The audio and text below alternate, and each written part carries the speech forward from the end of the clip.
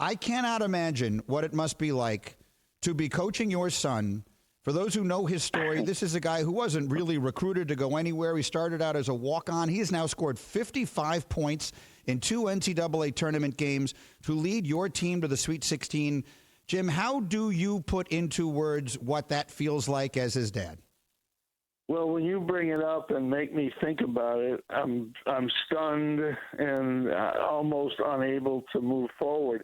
During the game, I just pretend he's a player. I try to pretend he's my two guard, and let's see what we can do. We obviously get him more shots now because he's making more. This year he started out shooting 25% from the three the first 15 games, and a lot of people didn't like him in the lineup, especially in Syracuse. But he stuck with it. I mean, he's the hardest worker I've ever been around, and I've had some really hard workers. And, I'm just proud that he made himself into that. Not that he's necessarily a great player, which I think he's becoming, but I'm just so proud that he's made himself into this because he just wanted it. I mean, I never told him to go to the gym. If anything, his mother's probably the only one that's told him to go to the gym. But usually she tells him to come out of the gym because he's there Saturday night after an afternoon game shooting the ball on a gun machine, which you get a shot every 8 seconds, for an hour and a half. I mean, his arm gets sore. Literally, he has to rest his arm this year, which I've never heard from a basketball player. And I've been around some guys like Klay Thompson and Steph Curry who shoot hundreds and hundreds of shots every day. But I just am proud that he's made himself into this. And that's what I take out of it as a father.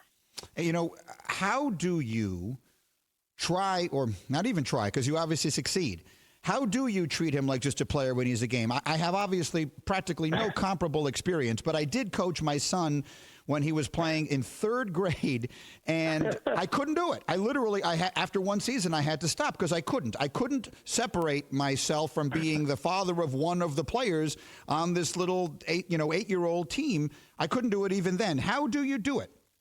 Well, I haven't told anybody this, so it's kind of a national. It's the hardest thing I've ever done.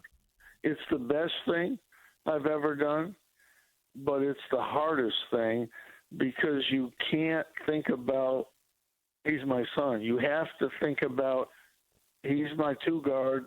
What do we do with him? Is he got to come out of the game because he misses 4 or 5 straight shots? Fortunately for him, when I've had shooters, it doesn't matter if they miss shots. They stay in because shooters are going to make shots if they get enough of them. The only problem is if the coach doesn't get them enough shots. And if I don't get them enough shots, I can't go home at night. So, the door's locked. And, if it's really bad, the door's locked. They may have been changed by the time I get home. So as we all report to someone, even head coaches and radio guys, we report to the boss at home. Well, and who in this case is not just your wife, but is his mom, and that's another complicated part of this. Like I'm trying to put myself into this situation because the human interest side of it is so fascinating to me, and all of those dynamics when he's struggling and he's not making shots, and you take him out of the game, and now his mother is watching the game, and she is both the coach's wife and the two guards' mother. I mean, it's fast. It's like a soap opera. Yeah, I mean, it's been good that he's always played well. I hate to think what would have happened if I had to sit him down or something. I don't think it would have worked. I talked to a coach once who yelled at his son during the game, and when he got home, his wife was fully sweatshirt, hat, everything in bed with a partition up in the middle. Don't come over here. So we all understand how it's going. Anyway, it is a beautiful story. I mean, genuinely, just as someone who has known you as long as I have, it's a joy to watch. Let's move from that. Again, Jim Boeheim with me at Syracuse, and let's talk about your team and its totality. Here you are. It's another year where your team comes in as this low seed or high seed, however we factor these things in, 11 seed, and you're off to the Sweet 16. How do you keep doing that? Well, we've been fortunate. Our defense is a little different for people. That helps us a little bit, not as much as people think, but teams don't see zones anymore. It used to be you played against zones quite a bit. Now we're like the dinosaur. There's not many teams that play zones, so that helps us a little bit.